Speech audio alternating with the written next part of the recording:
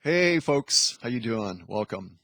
We're going to take a look at vibration and oscillation, okay? And this corresponding to the higher dimensional fields 8 through 15 and the lower dimensional fields 1 through 8, okay? Now, before we begin, it's important to come to a realization that anything you see within manifest structure, form, whether it be particle strands, particle grids, chelons, chelon codes, morphogenic field, the unified particle grid, and light symbol codes, you're going to see the part to come, the part to K, and the part to Chi. You're going to see the triunity of the Manu, Mane, and Ire. Okay?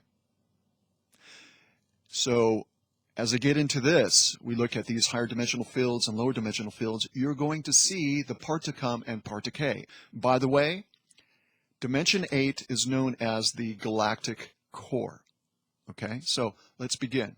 Within higher dimensional fields 8 through 15, we have low vibration, higher oscillation, expanding energies, higher frequency, but with a short wavelength, slower electron spin, less density. This is electrical. So think of that as being the part to K, okay? The lower dimensional fields, 1 through 8, we have higher vibration, lower oscillation, contracting energies, lower frequency, longer wavelength, faster electron spin, more density, and it's magnetic. Think of that as the part to come. So you're going to see all this structure and break it down to its fundamental. You're going to see the Manu, the Mane, or Ire and Mane. Okay? You're going to see the part to Chi, part to come, and part to K. All right? So that's what I would like you to see here. All right? So in the higher dimensional fields, 8 through 15, we see it as being electrical. So it's going to have a lower vibration. It's going to have a higher oscillation because it's expanding energies. Okay? Higher frequency, short wavelength, slower electron spin, less density. So think of that as being the part to K. All right? In the lower dimensional fields, at 1 through 8, dimensions 1 through 8, we have higher vibration. Okay? Lower oscillation, contracting energies, lower frequency, longer wavelength, faster electron spin, more density, and magnetic. Think of that as being the part to come. Okay? Now, when we look at the idea of density as an example, okay, before we continue, let's stop a moment and take a look at the Merkaba. What is the Merkaba? A Merkaba primarily is the way we're experiencing it here within Harmonic Universe 1. We are seeing it as two counter-rotating fields, right? So one is magnetic and one is electrical. Electrical is the expanding, or it's the acceleration code expanding, and that which is magnetic is the base code for thrust. Okay, so I mentioned this before, that when you have the electrical ratio spin rate higher than that of the magnetic counter-rotating spin rate, you have a less dense reality field. Okay, so I brought this to your attention just to mention that when you look at all structure, you're going to see the triunity of the Manu, Ire, and the Mane.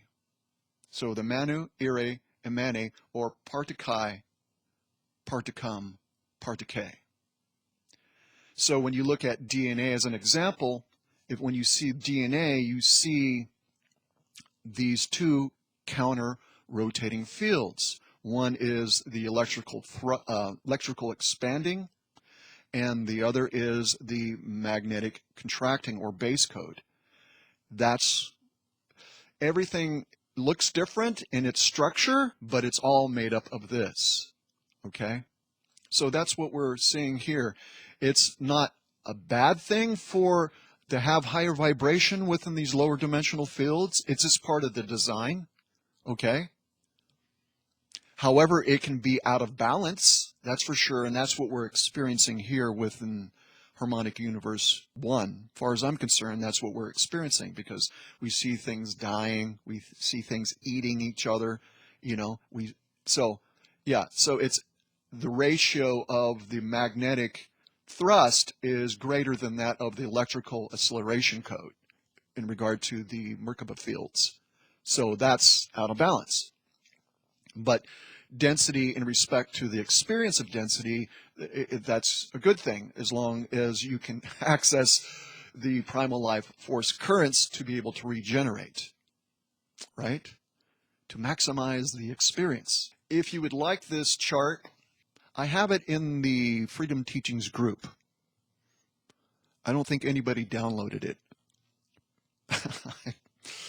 which is fine, But I'm going to go ahead and make it available on my website as well. For those who do not want to become part of the Freedom Teachings group, my email address will be available on my website. Okay. By the way, I had to correct that the other day. I went there and looked, and I go, because sometimes when I post things on there, somehow things get shifted around, and my email address got covered up. And I'm going, well, that's silly. Why does it do that? I have no idea. So I fixed that so you can actually see the email address. So you can find it on my website. So, okay. Well, folks, there you go. I'm going to be looking to put together some techniques within a PDF format to accompany a video that I'm going to do, but I want to be able to do it right. So this is going to take a little while for me to do. Whenever it's ready, I would hope that it's going to be ready within a week or less, but we'll see. Anyhow, all right, folks, if you would like to donate as well, right now I'm getting no income still yet. I'm still in the process of trying to recover what I've been going through, and unfortunately, it takes a while, especially as you get up in age, Recovery and your sense of resilience is not it's not that great. I'm, just saying, if you would like to contribute and donate towards my well-being on a financial level or whatever, doesn't really matter, I would be greatly appreciated. So anyhow, all right, folks, we'll talk to you soon. Thank you. Blessings.